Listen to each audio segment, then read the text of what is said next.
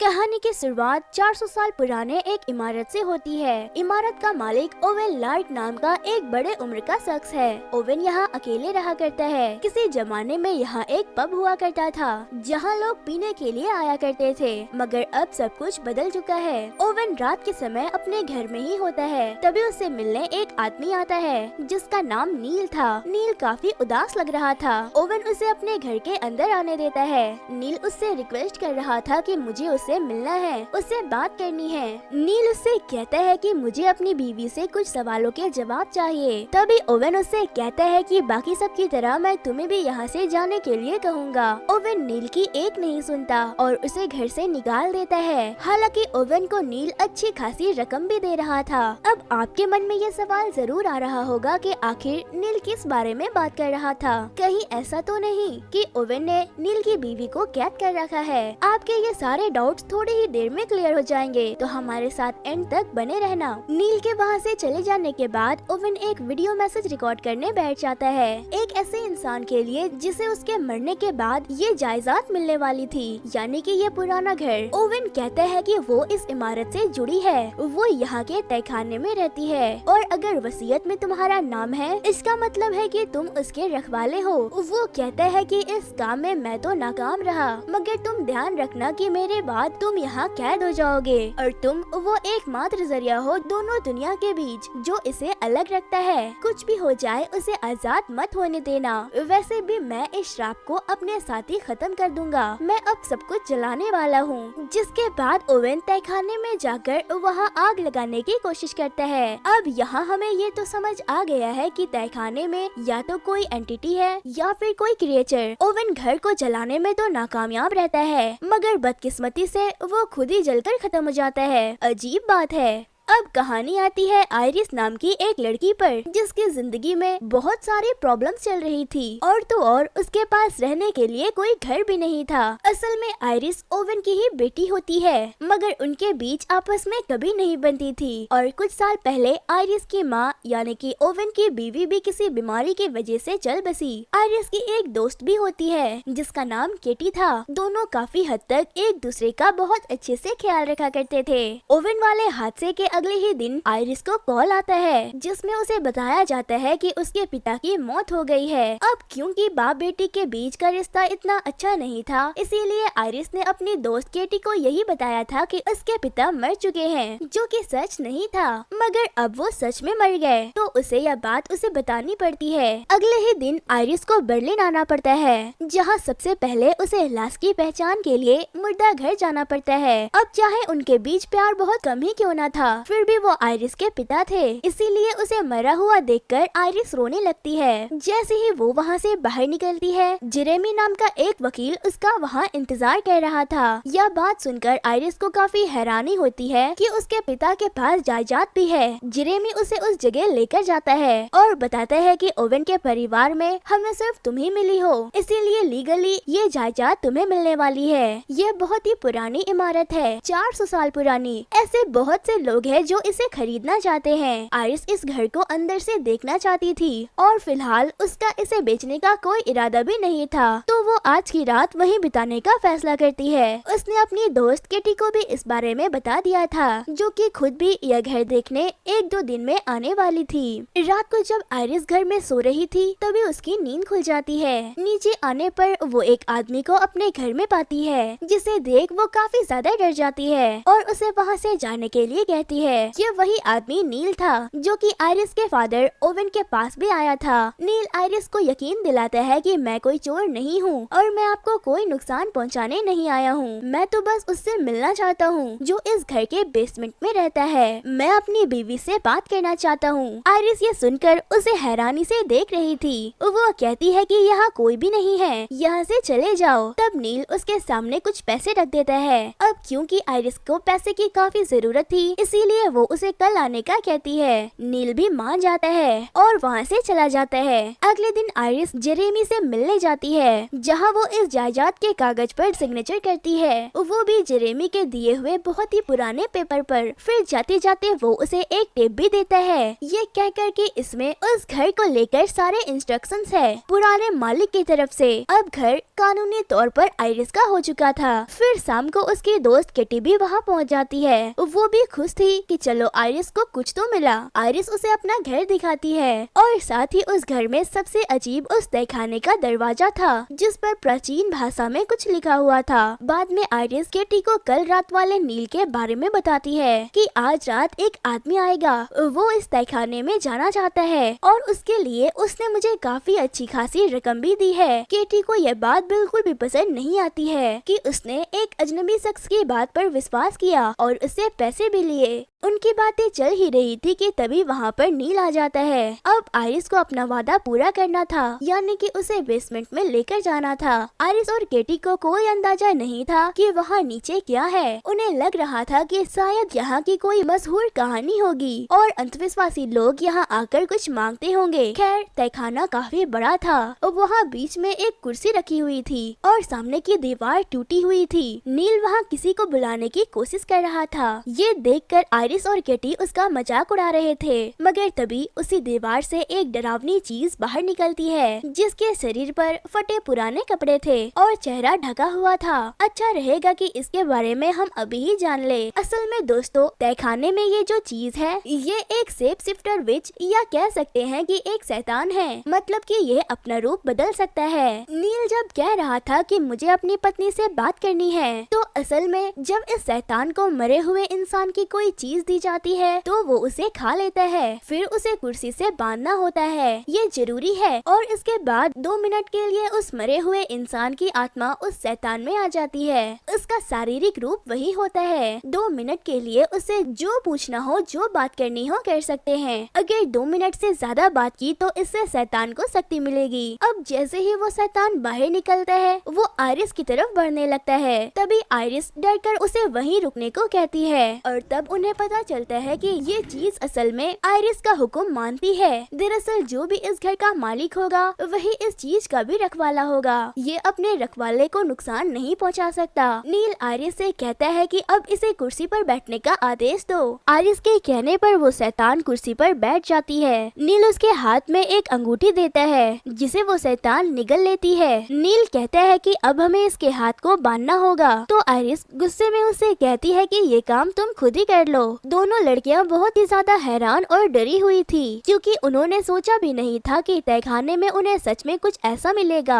अंगूठी निगलने के बाद उस शैतान का रूप बदलने लगता है और जब नील उसके चेहरे से निकाब हटाता है तो वहाँ उसकी बीबी नहीं बल्कि माँ थी, जिसने कई साल पहले सुसाइड कर लिया था। नील अपनी माँ से बात नहीं करना चाहता था, मगर वो मजबूर था। अब यहाँ सिर्फ नील को ही पता था कि मरे हुए इंसान की आत्मा को 2 मिनट से ज्यादा देर नहीं रोकना चाहिए, मगर उसने इसके बारे में आइरिस को नहीं बताया था। बात करते करते उसकी माँ को लग ही नहीं रहा था कि वो मर चुकी है। 2 मिनट पूरा होते ही उसकी माँ की बिहेवियर बदल जाती है, क्योंकि अब शैतान और उसकी माँ एक साथ थे। उसकी माँ अपने मौत का जिम्मेदार नील को ही ठहरा रही थी। जब समय ज्यादा गुजर जाता है तो वो शैतान कुर्सी से ही गायब हो जाती है। वो उन्हें नजर तो नहीं आ रही थी, मगर वो सीलिंग पर चल रही थी। अचानक से वो नील पर हमला कर देती है। तभी उस टूटी हुई दीवार से पानी आना शुरू हो जाता है, जिसके बाद हिम्मत करके आइरिस जल्दी से वो निकाब उस शैतान के चेहरे पर डाल देती है, जिससे वो रुक जाती है। वो वापस अपनी जगह पर जाने लगती है, यानी दीवार के उस पार। मगर जाते जाते वो आइरिस को एक नजर देख लेती है। तहखाने से निकलने के बाद लड़कियां तो काफी डरी हुई थी, मगर नील को शायद ये पहले से ही अंदाजा था।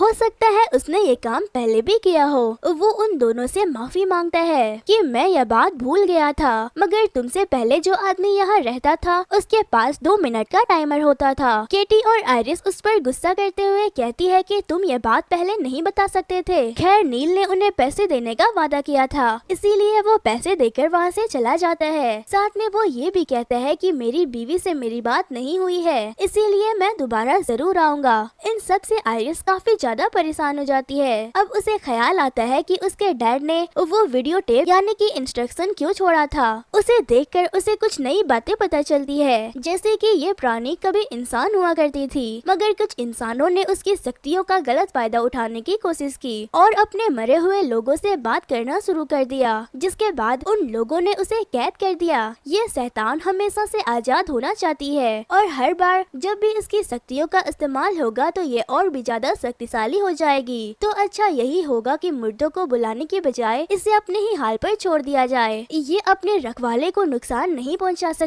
लेकिन अगर आयरिस इस दीवार के पार गई तो वो शैतान उसके साथ कुछ भी कर सकती है और 2 मिनट से ज्यादा किसी मरे हुए इंसान की आत्मा से बात करना खतरनाक हो सकता है। और साथ ही साथ अगर आयरिस ये जगह छोड़कर जाने की कोशिश करेगी तो वो बीमार हो जाएगी, उसके साथ बुरे हादसे होंगे, मतलब कि उसकी तकदीर भी इस विरासत और तहखाने में मौजूद उस शैतान के साथ जुड़ चुकी है। किसी भी हाल में उसे इस शैतान को आजाद होने नहीं देना है। अंत में ओवन इमोशनल हो जाता है। वो कहता है कि कभी उसके पास भी परिवार हुआ करता था, मगर यह विरासत पाने के बाद उसने अपना सब कुछ खो दिया। जैसे उसकी बीवी मर गई, वो अपनी बेटी से भी दूर हो गया और वजह सिर्फ वो शैतान और उसका श्राप था। किटी उसे पूछती है कि आखिर वो चीज कब से इस तहखाने में कैद है, तुमने यहाँ रहने का फैसला ही क्यों किया, और फिर पैसे के बदले किसी को वहाँ ले जाना, तुम ऐसा कैसे कर सकती हो, ये सब सही नहीं है, हमें ये जगह छोड़कर अभी के अभी निकलना चाहिए। मगर आयरिस समझ चुकी थी कि वो यहाँ से नहीं जा सकती। वो सोचती है कि मुझे पैसों की जरूरत है, अगर मैं गई भी तो मेरे रहने की कोई जगह नहीं है। वो केटी से कहती है कि जरा बताओ मैं कहाँ रहूंगी। नील एक अमीर आदमी है, उसने और पैसे देने का वादा भी किया है और मुझे यकीन है कि मैं उस चीज पर काबू पा सकती हूँ, उससे हमें कोई खतरा नहीं है, बस पैसे मिलते ही हम यहाँ से निकल जाएंगे। किसी तरह से वो अपनी बातों से केटी को मना लेती है। अपनी सुरक्षा के लिए आयरिस बेसमेंट के सीढ़ियों पर डू नॉट क्रॉस का साइन भी लगा देती है ताकि वो शैतान बाहर आने की कोशिश न करे। अगले दिन आयरिस नील से मिलने जाती है, जो कि अकेले ही एक घर में रहता था। वो अमीर तो जरूर था, मगर उसकी वाइफ के मौत के बाद वो पूरी तरह से बदल चुका था। वो कहता है कि मेरे एक दोस्त ने मुझे इस बारे में बताया था कि ओवन के पास कोई है जो मरे हुए लोगों को कुछ समय के लिए इस दुनिया में ला सकता है। पैसों के बदले में तुम्हारे फादर ये काम किया करते थे। मैं उनके पास गया था, मगर उन्होंने इनकार कर दिया। मैं बस अपनी पत्नी को अलविदा कहना चाहता हूँ। दूसरी तरफ केटी जो घर में अकेली थी, तभी एक तस्वीर दीवार से गिर जाती है, जो कि तहखाने के करीब ही थी। ये एक इशारा हो सकता है, इसीलिए केटी उस तस्वीर की जांच करने लगती है। उसमें एक आदमी था जो कि यहाँ का मालिक रह चुका था। अब वो कहाँ है, इंटरनेट पर इसकी कोई जानकारी नहीं थी और ना ही उस घर में ऐसा कुछ था। 2 दिन के बाद नील फिर से आता है और ये लोग तहखाने में जाकर उस शैतान को बाहर बुलाते हैं। कुर्सी से बांधने के बाद नील उसे अपनी वाइफ का लॉकेट देता है। उसे निगलने के बाद वो सारा यानी कि नील की मरी हुई बीवी का रूप ले लेती है। पत्नी को जिंदा देखकर वो काफी जज्बाती हो जाता है और सारा भी खुद को मरा हुआ महसूस नहीं कर रही थी। नील उससे पूछता है कि तुम्हें आखिरी बात क्या याद है। सारा रोते हुए जवाब देती है कि मैं गाड़ी चला रही थी, तेज बारिश हो रही थी और उसके बाद मेरी आंखों के सामने अंधेरा हो गया। लग तो यही रहा था कि नील अपनी वाइफ को अलविदा कहना चाहता है, मगर असल में वो ये मालूम करना चाह रहा था कि वो किससे मिलने जा रही थी। ऐसा लग रहा था जैसे सारा का किसी और के साथ अफेयर था, लेकिन सारा कोई जवाब नहीं देती है और अब तक 2 मिनट भी पूरे हो चुके थे। आयरिस जल्दी से वो नकाब लेकर उसके सर को ढकने की कोशिश करती है, मगर वो शैतान कुर्सी को पीछे ढकेलने लगती है, जिससे उसे और भी ज्यादा वक्त मिल जाता है और तभी अचानक से वहाँ अंधेरा हो जाता है। अगले ही पल आयरिस उसे कोने में बैठा हुआ पाती है। जैसे ही वो उसके करीब जाती है, अपना असली चेहरा दिखाकर वो शैतान आयरिस को काफी ज्यादा डरा देती है, मगर जैसा कि बताया गया है कि ये शैतान अपने गार्डियन को नुकसान नहीं पहुंचा सकता, इसलिए बाद में सब कुछ ठीक हो जाता है। अब वो उस दीवार में वापस चली जाती है, मगर हाँ, जाते जाते उसने आयरिस को ये जरूर कहा कि बेवकूफ लड़की, हम दोनों ही यहाँ कैद है। ये सब होने के बाद आयरिस और केटी को समझ तो आ गया था कि असल में नील का मकसद अपनी मरी हुई वाइफ को अलविदा कहना नहीं था। वो बस जानना चाहता था कि वो उसे धोखा क्यों दे रही थी। आयरिस और केटी उसे जानने के लिए कहती है कि तुम जो करना चाहते थे वो कर लिया, अब यहाँ से चले जाओ। जिसके बाद उसी शाम आयरिस को वो शैतान अतीत की एक झलक दिखाती है, जब उसके फादर यानी कि ओवेन ने ये जगह जलाने की कोशिश की थी, मगर वो खुद ही जलकर मारे गए। ओवेन ने कई बार अपनी मरी हुई बीवी से बात की थी, मगर अब वो इन सब से थक गए थे और बहुत बीमार भी थे। वो अपनी बेटी यानी आयरिस से मिलना चाहते थे, मगर ऐसा नहीं हो सका। खैर, इस विजन के बाद आयरिस को एक बुरा सपना भी आता है, जिसमें वो अपने फादर को तहखाने में देखती है, जो उस पर गुस्सा थे। और जब वो उस दीवार के पार जाने की कोशिश कर रहे थे तो आयरिस उसे रोकती है, मगर वो अपने ही चेहरे को नोचने लगते हैं, जिसके अंदर वो शैतान छुपी थी। अब जैसे ही आयरिस उसका गला दबाने की कोशिश करती है, रियल लाइफ में जो लॉकेट उसने पहनी हुई थी उससे आयरिस का दम घुटने लगता है। नींद से जागने पर वो उस लॉकेट को काटने की कोशिश करती है, मगर उससे वो नहीं हो पाता। तभी सही वक्त पर केटी वहाँ आकर उसकी मदद करती है। इस घटना के बाद वो दोनों फैसला करती है कि वो जेरेमी उस इंसान से मिलने जाएंगे जो कि इस जायदाद को संभाल रहा था। मगर ताज्जुब की बात तो ये थी कि जिस इमारत में आयरिस ने वो कॉन्ट्रैक्ट साइन किया था, अब वहाँ कोई भी नहीं रहता है, बल्कि रिकॉर्ड के हिसाब से वहाँ कोई रहता ही नहीं था। ये सब बहुत अजीब सा था और उन्हें कुछ भी समझ नहीं आ रहा था। इसके बाद आयरिस और केटी का किसी बात पर झगड़ा हो जाता है और आयरिस गुस्से में केटी को बुरा भला कह देती है, जिससे वो नाराज होकर उसे वहीं छोड़कर चली जाती है। जाने के बाद भी केटी अपनी दोस्त आयरिस को इस मुसीबत से निकालना चाहती थी, इसीलिए वो उस इंसान की तलाश में निकल जाती है। वो आदमी ओवेन से पहले इस जगह का मालिक रह चुका था। केटी को उसका ठिकाना तो मिल जाता है, मगर वो आदमी अब इस दुनिया में नहीं था। उसके घर में उसे बहुत सी चीजें और जानकारी मिलती है, जहाँ वो खुद इस बात की तह तक पहुँचना चाहती थी कि आखिर ये चीज आई कहाँ से और इसे कैसे हराना है, या कम से कम इस रात को कैसे तोड़ा जाए जिससे वो आजाद हो सके। मगर ऐसा कभी हुआ ही नहीं। इस रात को तोड़ने वाला हमेशा खुद ही मारा गया। उधर घर में आयरिस अकेली थी और काफी ज्यादा उदास बैठी थी। वो फैसला करती है कि वो अपने फादर से एक आखिरी बार बात करेगी, ताकि वो उसे कोई रास्ता दिखा सके। वो तहखाने में जाकर उस शैतान को अपने पिता की कोई चीज देकर वो उसकी आत्मा को कुछ समय के लिए इस दुनिया में ले आती है। अपनी बेटी को यहाँ देखकर ओवेन बिल्कुल भी खुश नहीं होता है। वो उससे पूछते हैं कि तुम यहाँ कैसे आई। आयरिस बताती है कि अब मैं इस जगह की मालिक हूँ। ये सुनकर उसे बहुत बुरा लगता है। वो कहते हैं कि मैं कभी नहीं चाहता था कि तुम लोग यहाँ आओ या फिर ये जायदाद तुम्हें मिले, क्योंकि इस जगह ने मुझसे सब कुछ छीन लिया। मैं अगर यहाँ से भागने की कोशिश करता तो बीमार हो जाता और मौत मेरे पीछे आ जाती। तुम्हारी माँ की मौत का कारण भी यही था। मैंने बहुत कोशिश की, मगर देखो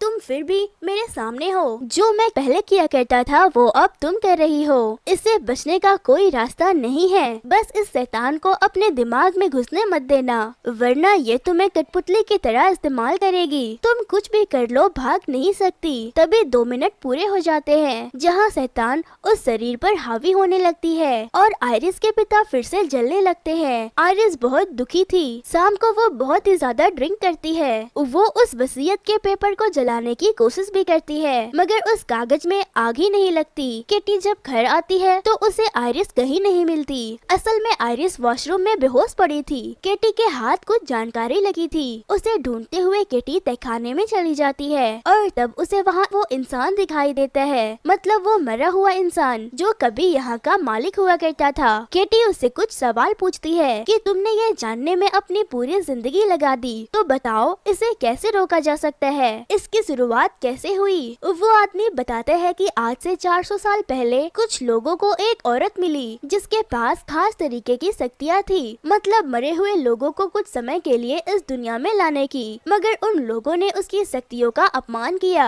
यहाँ तक कि अंत में उसे जला दिया गया। मगर वो फिर से जिंदा हो गई, एक नए रूह के साथ। उसके दोबारा से जिंदा होते ही हर तरफ महामारी फैलने लगी, फसलें बर्बाद होने लगी। उन सभी लोगों का बुरा अंत हुआ जिन्होंने यह पाप किया था। वो इंसान बस इतना ही बता सके कि इसे एक जगह कैद रखा, मगर किसी इंसान को बलिदान देना होगा ताकि ये शैतान एक ही जगह पर रह सके, मतलब कि उसका गार्डियन बनकर। केटी घबराई हुई थी। वो तहखाने से निकलना चाहती थी, मगर तब तक उस पर हमला हो चुका था। अगले दिन आयरिस की जब नींद खुलती है तो केटी की तरफ से उसे कई सारे कॉल्स आए थे। उसे कुछ आवाजें सुनाई देती है, इसीलिए आवाजों का पीछा करते हुए वो उस दीवार के करीब पहुंच जाती जाती है। हालांकि उसे अंदर जाने से मना किया गया था, मगर अपनी दोस्त की खातिर वो अंदर चली जाती है, जहाँ केटी उसे मिल जाती है। मगर ये जगह एक भूल भुलैया की तरह थी। जल्द ही उसे पता चलता है कि उस शैतान ने केटी को कब का मार दिया था, और ये तो एक बहरूपिया है। केटी के मौत की वजह से आयरिस का दिल टूट जाता है। शैतान के हमला करने से पहले ही वो उस जगह से निकल जाती है, मगर वो उसका पीछा अभी भी कर रहा था।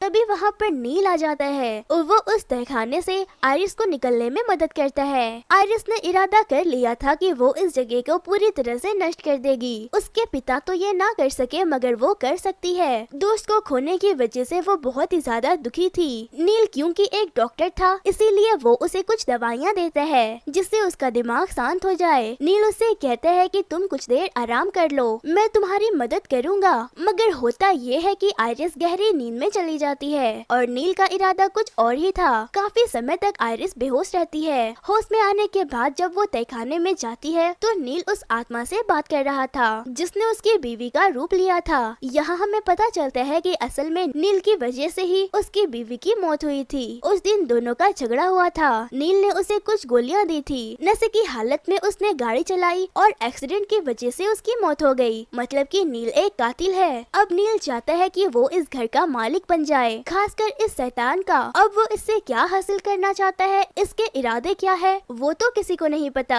मगर उसे पाने के लिए वो बहुत बेताब था। नील उस विरासत नामे में अपना नाम लिखने की कोशिश करता है, मगर ये मुमकिन नहीं था। वो नाम मिट जाता है। शैतान उसे कहता है कि अगर तुम असली मालिक को मार दो तो ये सब तुम्हारा हो सकता है। नील कहता है कि नहीं, मैं कोई कातिल नहीं हूँ, मैं ऐसा नहीं कर सकता। शैतान कहता है कि नहीं, तुम कातिल हो, तुमने अपनी बीवी को मारा है। वहीं खड़ी आयरिस उसकी बातें सुन रही थी। जब नील की नजर उस पर पड़ती है तो वो वहाँ से भागने लगती है, मगर नील उसका पीछा करता है और बात इतनी बिगड़ जाती है कि नील उसे छत से गिराकर मार देता है। उसकी लाश को वो उस तहखाने में ले जाता है और उस शैतान के सामने रख देता है। उसका सेलफोन निकाल कर वो उसे दे देता है। कुछ समय के लिए आयरिस उसके सामने प्रकट हो जाती है, जो कि अपनी मौत पर दुखी जरूर थी, लेकिन असलियत तो ये थी कि उस शैतान का शुरू से ही यही प्लान था। असल में इस श्राप को कभी तोड़ा ही नहीं जा सकता है, कोई ना कोई गार्डियन होना चाहिए। अब आयरिस मर गई थी, उसकी आत्मा उस शैतान के पास है, तो वो उसे कहीं भी ले जा सकती है, क्योंकि गार्डियन उसी के वश में होगा। और जेरेमी उन्हीं लोगों में से था जिसके पूर्वजों ने उस शैतान को कैद किया था।